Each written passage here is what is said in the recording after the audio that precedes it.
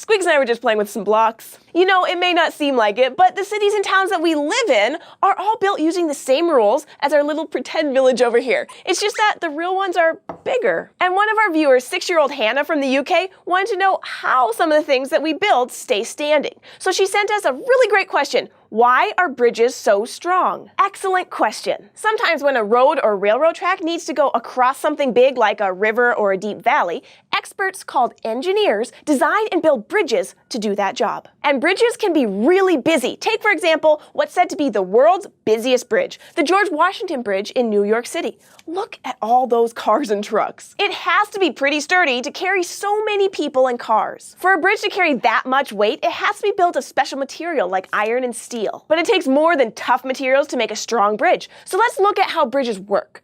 One very simple kind of bridge is called a beam bridge. When we say simple, we really do mean simple. A beam bridge can be just a log that you use to walk across a stream. Or put a long strip of cardboard between two short blocks. That's a beam bridge too. All bridges can hold a certain amount of weight, but what happens if we put too much weight on a beam bridge? Let's find out.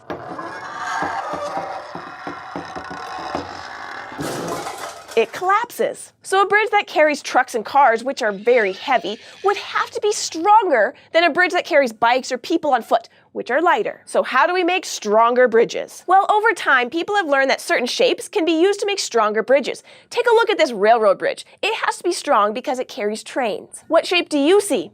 That's right, triangles. And that's not by accident. The fact is, triangles are really strong shapes for building. If you put force on one side of a triangle, it bends. But if you put force on its point, it keeps its shape. That's because the two sides of the triangle are pushed down by the force, and the bottom gets stretched out to both sides. Each side feels the force, but none of them bends, and this makes the triangle a really sturdy and stable shape. This is why you'll see lots of triangles in bridges, both above the part that you actually travel on, called the deck, and below it. The long string of triangles that you see in a bridge is called a truss. Trusses help a bridge spread out the weight that it has to carry. But not all bridges are made of trusses. If a bridge has to cross a really wide body of water, it might be too difficult or expensive to build a truss bridge. So engineers design another kind of bridge called a suspension bridge. The Golden Gate Bridge in California is a great example of a suspension bridge. Suspension bridges work by using a force called tension. Tension is just pulling something tight. Suspension bridges are made of a deck that's hung or suspended from thick cables that stretch from one side of the bridge to the other. These cables are supported by tall towers and then are held down tightly or anchored on both ends. Suspension bridges are strong because the force on the bridge gets spread out.